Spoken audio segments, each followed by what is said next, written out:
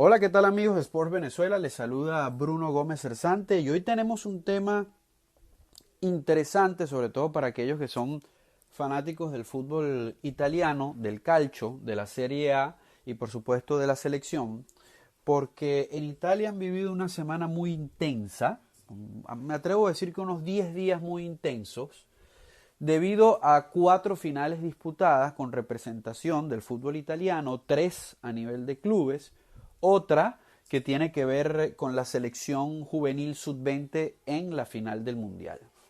Vamos por partes. Lo primero que hay que decir es que en las 4 finales, Conference League, la Fiorentina, luego en la Europa League, lo que significa la Roma, y en la final de la Liga de Campeones de Europa, el Inter, junto a la selección sub-20 italiana, perdieron. 4 finales, 4 derrotas. Por acá es normal si muchos ven el vaso medio vacío en vez de medio lleno. Yo me inclino por la segunda. Y si bien entiendo que tienen en Italia que mejorar muchísimas cosas, pareciera que empiezan a tomar un mejor rumbo. No solo por alcanzar estas 4 finales, yo le puedo añadir que esta selección italiana es la última campeona de Europa, que en las dos UEFA de las Naciones, un torneo inventado, que no debería de ponerlo sobre la mesa, pero bueno, es lo que existe, ha llegado a 2 Final Four, a las semifinales, para ser exactos, pero en el camino un penal de Jorginho y una terrible eliminatoria ante Macedonia lo han dejado fuera de un mundial que fue el segundo de manera consecutiva, lo que ha significado burlas justas incluso para una selección, un país que ha ganado 4 veces el mundial. Yo primero quiero decir que para mí Italia entró en una crisis en el 2000, entre el 2018, sí, o para el Mundial del 2018, lo que significó todo ese proceso de la mano de Ventura y a nivel de clubes, que no reflejaba absolutamente nada la historia del fútbol italiano. No llegaban a finales de competiciones europeas. En aquel momento no existía la Conference League, pero ni de la Europa League, ni de la Champions, aunque por el camino no voy a olvidar a la Juventus que perdió con Massimiliano Allegri un par de finales, es verdad, pero era el único equipo y ya sabemos todo lo que ha pasado con la Juventus recientemente. Pero luego de tocar fondo, empezaron con la depuración. Una depuración que tiene excesivos problemas. Italia hoy está lejos de ser top mundial, lejos. Hoy yo no la puedo comparar, y hablando solo de Europa, no la puedo comparar con la propia España, Alemania, evidentemente Inglaterra, entre otras selecciones, incluso hasta de menor jerarquía como Países Bajos.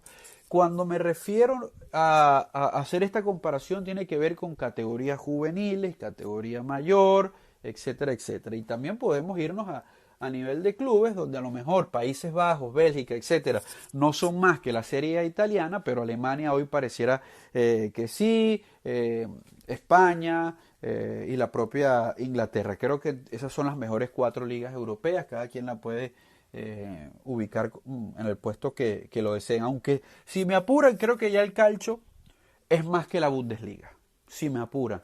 No tienen un Bayern Múnich, pero la liga como tal creo que es más apasionada, tiene mejores jugadores en líneas generales, salvo el Bayern Múnich, como les decía. Pero bueno, ¿por qué veo el vaso medio lleno? Yo creo que ver a Italia en la final de la Liga de Campeones de Europa o a un club italiano como el Inter de Milán, con 4, 5 y hasta 6 en algún momento futbolistas italianos en el terreno de juego, es un paso adelante. Competirle al Manchester City como lo hizo el Inter de Milán no estaba en los papeles de nadie y lo hicieron con italianos como figura, incluso por encima de las superestrellas que no son italianos, llámese Lukaku, Lautaro Martínez, que para mí tuvieron un pobre partido, y no como Acerbi, Bastoni, entre algún otro que se me escapa en este preciso instante, que estuvieron a la altura de una final de la Liga de Campeones de Europa. La Roma en la Europa League quizás pudo haber conseguido algo más, pero se enfrentó al todopoderoso Sevilla de la competición y fueron los penales que dejaron afuera o no le permitieron a la Roma de José Mourinho conseguir el título de la Europa League. Pero un año atrás, esa misma Roma, con ese mismo entrenador, ganó la Conference y allí arrancaba ya el proceso de los italianos a mostrarse un poquito más en lo que significaba la competición europea. Es verdad, la Conference League no es un torneo de jerarquía, pero hoy hay que meterla en la ecuación porque la UEFA lo ha puesto y le ha dado cierta importancia. Tanto así que el ganador de la Conference va a la Europa League, para que tenga una idea. Así como el de la Europa League va para la Liga de Campeones de Europa. Y en la Conference es imposible, así como les decía que no me imaginé que el City se iba a ver incluso superado en algún momento por el Inter, era impensado que la Fiorentina le pudiese competir a un club como el West Ham United. Busquen en internet, si pueden, lo que paga la Fiorentina y lo que paga el West Ham United, por un tema lógico, lo que vive la liga. La Premier League hoy es una maravilla económicamente hablando y futbolísticamente hablando. El fútbol italiano tiene muchas limitaciones y entre esas, creo que también suceden cosas así en España, entre una de esas es lo poco que reciben clubes de la mitad de tabla para abajo económicamente hablando por los derechos de televisión. Y eso es lo que yo creo marca una tendencia que no permite que se emparejen un poco las cosas con la Premier. Les voy a poner un ejemplo que no tiene nada que ver quizás con lo que estamos conversando, pero sí para poner en contexto. El Milan hoy trató de conseguir a un futbolista libre que acaba de descender en la Premier League, en el Leicester City, como el belga Tielemans. El Milan, multicampeón de Italia, multicampeón de Champions, no le pudo competir económicamente hablando al Aston Villa, que va a jugar Conference League. Mientras el Milan ofrecía 2 o 3 millones de euros por temporada, el Aston Villa ofreció 5, 6 o hasta 7 para un futbolista que acaba de descender. Esas son las realidades entre una liga y otra. Por eso yo me atrevo a decir que de a poquito, a nivel de clubes, el calcio, la Serie A, ha empezado a decir presente nuevamente. No sé, y estoy seguro que no va a pasar, que la siguiente campaña otra vez 3 equipos italianos estén metidos en la papeleta o en finales, pero probablemente los veamos en cuartos y en semifinales y por qué no alguno en una final, y eso te va a ir marcando ciertas tendencias, así como no vimos a ningún alemán, solo vimos a un español y allí sí tienen que empezar a preocuparse porque salvo el Real Madrid en Champions, no pareciera que no hay otro, y salvo el Sevilla en la Europa League, difícil ver a un club español, aunque ahora jugando un poquito con la memoria, recuerdo que hace poco la ganó también el Villarreal. A nivel de selecciones, lo que vimos en el Mundial Sub-20 fue espectacular para Italia. Creo yo que se asustó en la final, no se esperó una Uruguay tan intensa y eso le pasó factura y termina siendo justo campeón la selección uruguaya por cómo jugó el partido, pero a lo largo y ancho del torneo probablemente Italia haya sido la mejor, pero eso no es suficiente.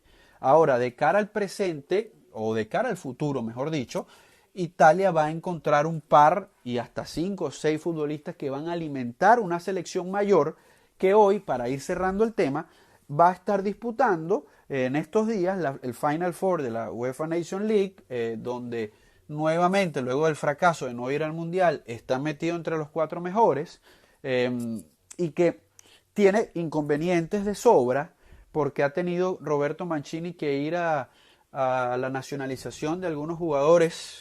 No es que esté en contra para nada, esto ha pasado a lo largo de los años no solo en Italia, sino en selecciones como España, Alemania, Inglaterra, pasa y no veo para nada mal que se aproveche, pero nunca imaginé que el delantero de Tigre en el fútbol argentino sea el 9 de la selección italiana, eso no me lo imaginé. Quizás me decías Boca Junior y uno dice, bueno, uno de los más grandes, o River Plate, pero de Tigre que sea el 9 de la selección italiana es que hay problemas que se van a ir mejorando que están tratando de mejorar.